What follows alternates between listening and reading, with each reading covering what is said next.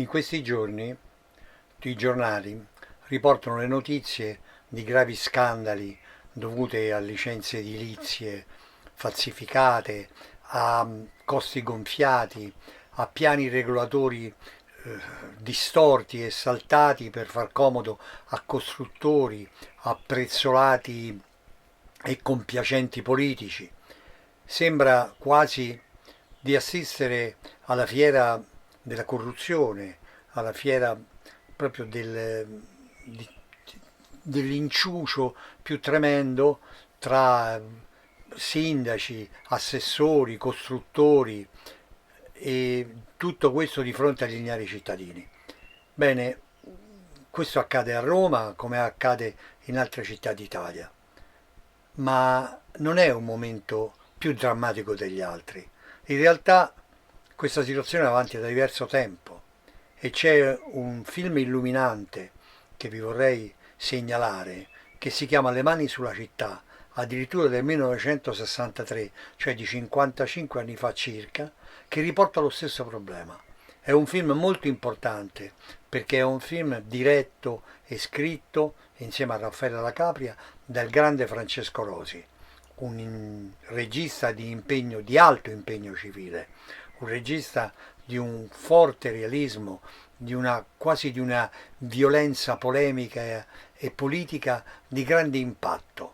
Ed è un film straordinario perché è un film che praticamente è la cartina di Tornatore, è la cartina di tornasole di una certa realtà italiana, di una certa realtà cittadina, di una certa realtà che purtroppo si ripete negli anni e nei decenni. Il malaffare riguardo le costruzioni, riguardo l'edilizia di tutte le grandi città, i piani regolatori stravolti e tutto questo Rosi lo rende con una icasticità, con una forza dirompente, con un coraggio che rasenta proprio l'inchiesta giornalistica, pur rimanendo un film di finzione.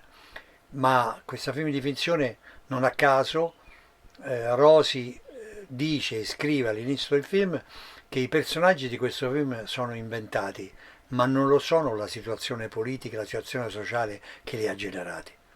Ed è molto tragico e sotto certi aspetti molto drammatico il fatto che in 55 anni la situazione non è cambiata. Il film è bellissimo, è interpretato da uno grandissimo Rod Steiger, la grande star americana, che dà forza e coraggio a questo personaggio che è quasi un conquistatore barbaro nell'edilizia, un uomo che viene dal niente ed è capace di stravolgere ogni tipo di gerarchia per il suo interesse. È un personaggio nella sua negatività gigantesco, affiancato da un grandissimo Salvo Randone, il grande attore italiano, che interpreta invece l'ambiguo personaggio che riesce a sfruttare ogni situazione e a cavarsela sempre alleandosi. Ed è proprio un gioco di alleanze e di intrighi, di alchimie, di sospetti e di ricatti. È questo gioco della politica in cui una parte travolta da uno scandalo trova bloccata la sua speculazione, allora abilmente farà retromarcia, cambia partito, crea delle nuove alleanze ed è di nuovo eletta in un altro partito con un altro sistema ed è di nuovo torna al potere ripetendo esattamente le cose che aveva fatto prima.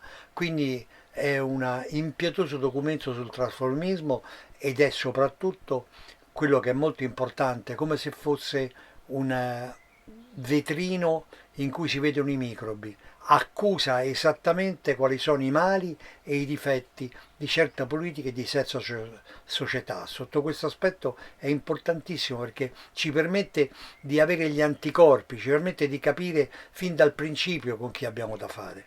E la famosa battuta di un grande film di Oliver Stone, Il denaro non dorme mai, in realtà trova Wall Street, lo ricorderete in molti, è un film del 2010, in realtà trova l'antesignano in una battuta del nostro protagonista sul film proprio Le mani sulla città. Lui dice una frase illuminante: il denaro non è come una macchina che può mettere in garage, il denaro è come un cavallo, mangia ogni giorno. Io aggiungo e corre ogni giorno per speculare.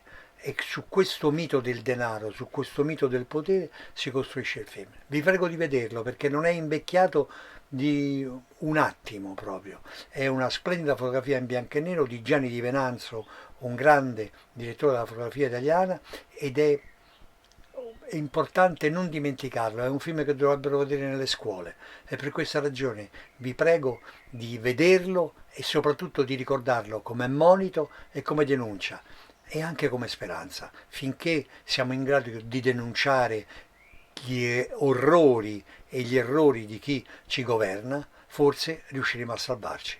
Grazie.